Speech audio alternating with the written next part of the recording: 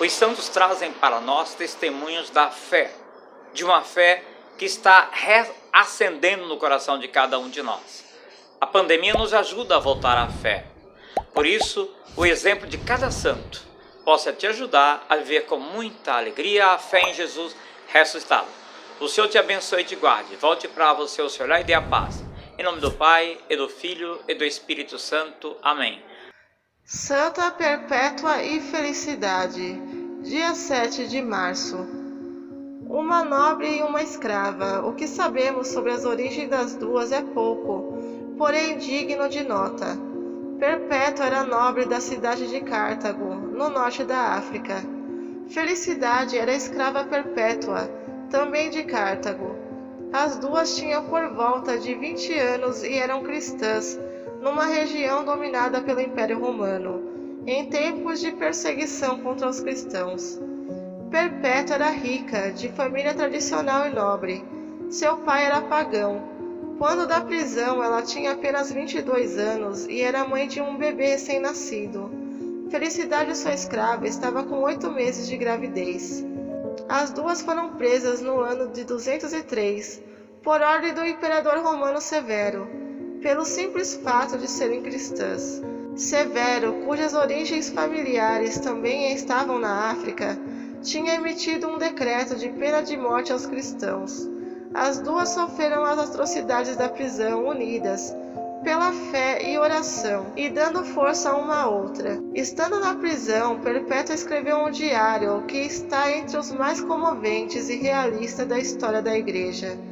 Nesse diário, ela descreve todo o sofrimento por que passaram e descreve a fé e a esperança cristã na vida eterna de maneira maravilhosa. No diário, ela conta que seu pai foi visitá-la na prisão para pedir que ela renunciasse à fé cristã e salvasse a sua vida.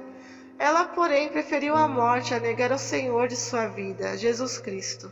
Temendo a pena de morte, Felicidade pedia diariamente a Deus que seu filho nascesse antes que ela fosse executada.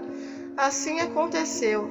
Embora tivesse um parto muito sofrido, seu filho nasceu livre. O filho de Santa Felicidade nasceu apenas 2 dias antes de seu martírio na arena. As santas Perpétua e Felicidade, senhora e escrava, mantinham-se firmes na oração e no sustento da fé, apoiadas por outros 6 cristãos também presos. Estes tornaram-se seus companheiros de vida, de morte e de testemunho para o mundo. Perpétua e Felicidade, mesmo demonstrando tanta fé, ainda não tinham sido batizadas, por isso receberam batismo na prisão. Isso fortaleceu ainda mais a fé das duas santas.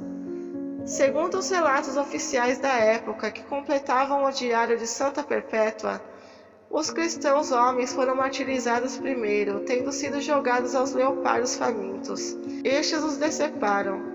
Perpétua e Felicidade foram jogados a touros selvagens. Perpétua viu sua amiga e irmã ser atingida pelos animais e ainda conseguiu amparar sua irmã de fé em seus braços e recompor sua roupa estraçalhada, numa demonstração de respeito, dignidade e amor. Os pagãos que assistiam ao espetáculo se emocionaram por um curto espaço de tempo, porém logo começaram a gritar pedindo a morte de Perpétua. Então os touros atingiram as duas e logo em seguida elas foram degoladas. Aconteceu no dia 7 de março de 203.